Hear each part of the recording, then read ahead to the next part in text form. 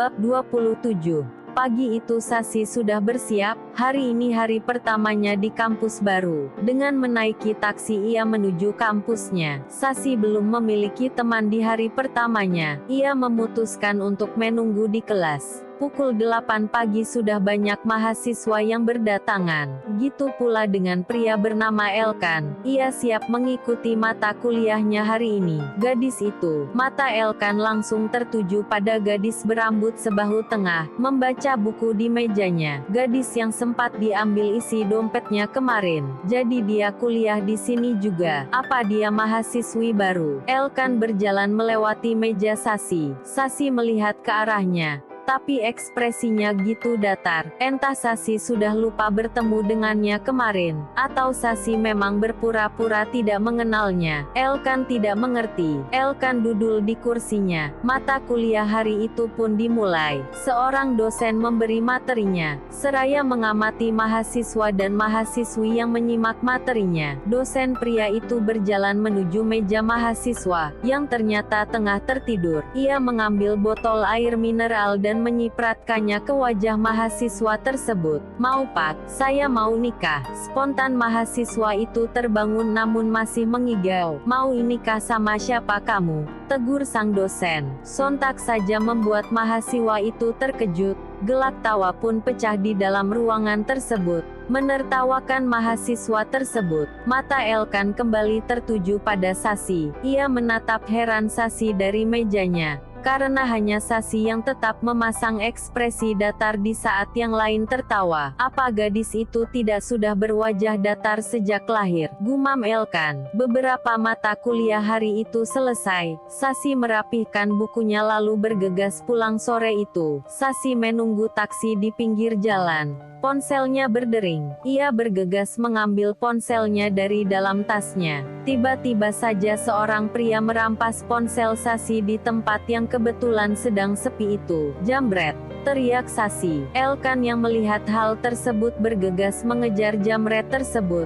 Gitu dekat ia segera menendang sang jambret hingga membuatnya jatuh tersungkur. Elkan langsung menghujaminya dengan pukulan, dan merampas kembali ponsel Sasi. Elkan yang hidupnya pas-pasan memang juga seorang copet. Namun entah mengapa ia ingin menolong Sasi siang itu. "Ini ponselmu." Elkan menghampiri Sasi, menyodorkan ponselnya. "Terima kasih." Sasi mengeluarkan dompetnya. "Ini untukmu." Memberikan sejumlah uang pada Elkan sebagai rasa terima kasihnya. Elkan tertawa. "Aku tidak butuh uang itu." "Oh ya sudah." Sasi memasukkan uangnya kembali ke dalam dompet.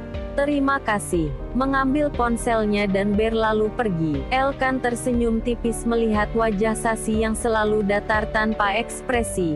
"KTP siapa ini?" Matanya tertuju pada KTP yang terjatuh. Sasi mentari, membaca nama pemilik KTP tersebut. "Bukannya ini milik si gadis tanpa ekspresi?" gumam Elkan. Elkan berbalik badan, melihat Sasi yang sudah berjalan cukup jauh. Elkan segera mengejarnya. "Sasi!" panggilnya seraya berlari. Sasi menoleh. "Ada apa?" "Ini punyamu." Memberikan KTP tersebut. "Oh ya, itu KTP-ku." Sasi mengambil KTP-nya. Detik berikutnya ia merasakan kepalanya yang tiba-tiba pusing. Di bulan ketiga kehamilannya ia memang masih merasakan mual dan pusing. "Kamu kenapa?" Melihat Sasi yang memijat pelan pelipisnya. "Sakit." Menatap wajah gadis cantik itu yang tiba-tiba memucat. "Aku tidak apa-apa." Sasi mencoba berjalan namun pandangannya semakin buram. "Kamu enggak apa-apa," seru Elkan panik, melihat Sasi yang tiba-tiba pingsan. "Aduh, dia pingsan lagi." Elkan yang kebingungan pun akhirnya memberhentikan Sasi dan membawanya ke sebuah klinik. Sesampainya di sana Sasi tersadar. Perlahan ia membuka matanya, melihat pria yang bahkan ia tidak tahu namanya berdiri di sisi ranjang. "Tadi kamu pingsan."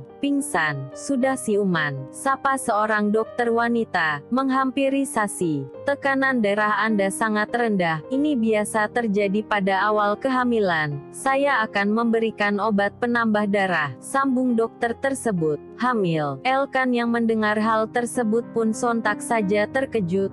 Tidak menyangka jika wanita yang ditolongnya ternyata tengah hamil. Gitu juga dengan Sasi yang langsung memalingkan wajahnya. Malu karena kehamilannya harus diketahui pria yang tidak dikenalnya. Bapak tidak tahu istri Bapak hamil. Sang dokter balik bertanya, mengira keduanya adalah pasangan suami istri. Baik Elkan dan Sasi tampak bingung dan memilih untuk tidak menjawab. Setelah menerima obat, Sasi pun keluar dari klinik. "Terima kasih sudah menolongku," ucapnya pada pria muda berparas tampan. Namun penampilannya sedikit berantakan itu. Sasi berbalik badan, hendak melangkah pergi. "Tunggu." Elkan menyusul langkah Sasi. "Kamu sudah menikah?" "Ya, aku sudah menikah," balas Sasi singkat. Memberhentikan taksi yang melintas berlalu pergi menuju rumahnya. Sasi termenung selama perjalanan. Keputusannya yang ingin tetap berkuliah tentu akan menimbulkan resiko. Orang-orang perlahan akan tahu tentang kehamilannya, dan Sasi terpaksa harus menyembunyikan statusnya yang sebenarnya sudah bercerai. "Sasi, bagaimana kuliahmu hari ini?"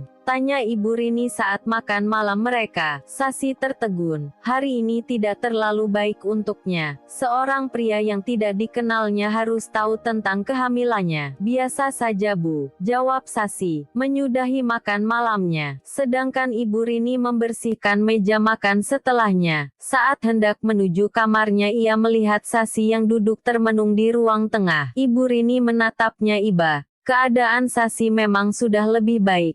Tapi saat ini rasanya ia tidak pernah melihat senyum dari putrinya itu. "Kamu belum menemukan alamat Ibu, Mas?" Renata berjalan ke arah Setia yang duduk di tepi ranjang. "Kamu sudah benar-benar mencarinya, Mas?" Renata menatap Setia kecewa. Pasalnya hampir setiap hari ia menanyakan apakah Setia sudah menemukan tempat tinggal ibunya. "Aku sudah sangat berusaha mencarinya. Tapi aku memang belum menemukannya, sayang," jelas Setia. Tidak mengerti mengapa usahanya tidak jua membuahkan hasil. Sepertinya Ibu dan Sasi benar-benar menutup rapat tempat tinggal mereka saat ini. Renata kembali menangis. Ia benar-benar merindukan ibunya.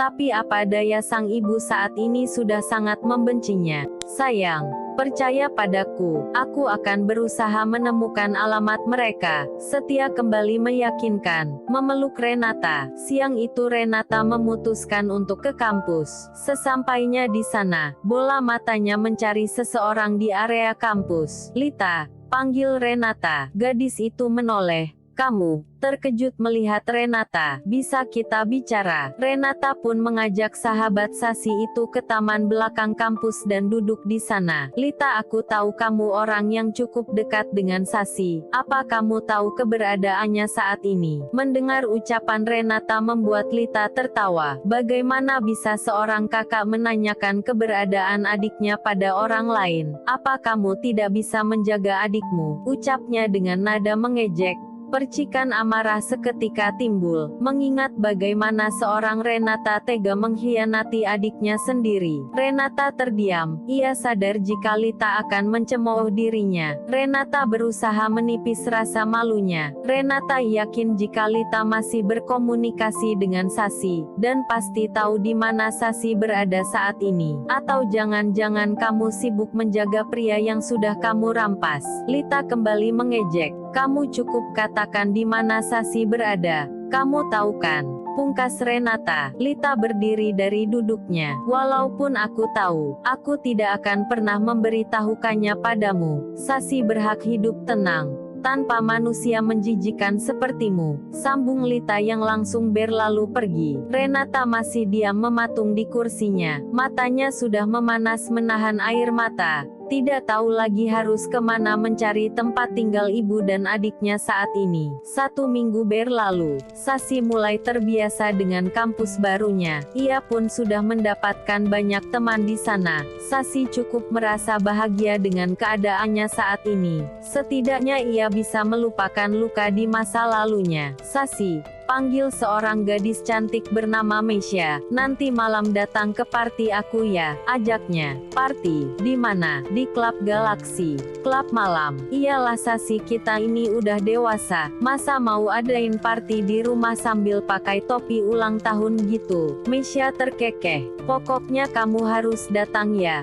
paksa Meisha. Berlalu pergi. Sasi mendadak bingung. Tidak pernah sekalipun ia datang ke klub malam, terlebih dengan keadaannya yang tengah hamil. Tapi Meisha teman yang cukup baik di kampus, Sasi tidak ingin mengecewakannya. Malam itu Sasi pun memutuskan untuk datang. Dengan menggunakan dress berwarna hitam dan cukup longgar, Sasi berusaha menyembunyikan perutnya yang sudah mulai membuncit. Sasi, kamu mau pergi kemana? Tegur ibu. Melihat Sasi yang baru keluar dari kamarnya. Aku mau pergi dengan temanku Bu Wanita. Ibu menatap curiga. Iya Bu Wanita. Ya sudah, aku pergi dulu ya. Pamit Sasi mencium punggung tangan sang ibu, dan bergegas keluar dari rumah. Taksi yang ditumpanginya pun berhenti di sebuah klub malam. Sasi menghela nafasnya dalam-dalam sebelum masuk. Ini kali pertama ia menginjakan kakinya di klub malam. Suara bising alunan musik menyambutnya. Lampu gemerlap itu menyamarkan pandangannya,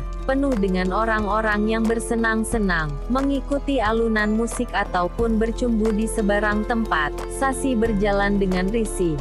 Sasi, panggil Meisha. Melambaikan tangannya, Sasi mendekat ke arah Meisha, yang tengah duduk bersama teman-teman kampusnya yang lain. Aku kira kamu enggak datang. Sasi duduk di sebelahnya, rasanya memperhatikan teman-temannya yang tampak gitu seksi dengan pakaian ketat mereka. Mereka pun merayakan ulang tahun Meisha, larut dalam kesenangan. Ayo Cer. Meisha mengangkat gelas kristal berisi wine. Gitu pula dengan Sasi yang ikut mengangkat gelasnya tanpa tahu cairan apa yang berada di dalam gelas. Elkan, seru Meisha melihat kedatangan Elkan yang tiba-tiba merampas gelas yang dipegang Sasi. Kenapa lu baru datang rebut minuman Sasi lagi? Omelnya pada Elkan. Gue haus. Elkan langsung menenggak minuman beralkohol tersebut hingga tandas. Habis lagi minumnya. Meisha melirik botol wine yang kosong. Bentar ya Sas, aku pesenin lagi, ujarnya pada Sasi. Sasi hanya tersenyum tipis.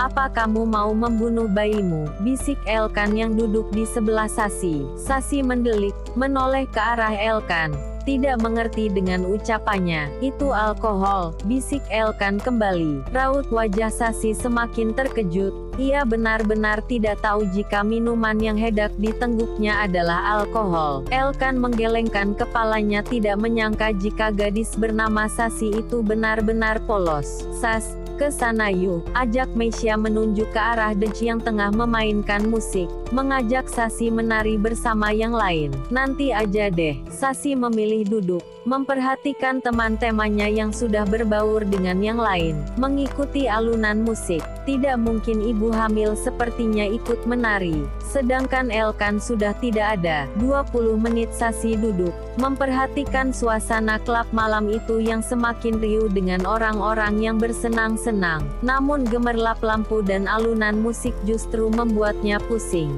Kenapa aku jadi pusing? Sasi memijat pelan pelipisnya. Sebaiknya aku pulang saja. Sasi memutuskan untuk pulang sebelum ia benar-benar pingsan, dan teman-temannya tahu jika ia sedang hamil. Sasi mencoba berdiri, keluar dari klub malam tersebut. Langkahnya yang sempoyongan terus berjalan menunggu taksi yang tak kunjung melintas. Sasi terus memijat pelipisnya, merasakan kepalanya yang semakin pusing. Ayo naik. Sasi dikagetkan dengan suara seorang pria. Kamu? Melihat Elkan yang menghampiri dengan sepeda motornya.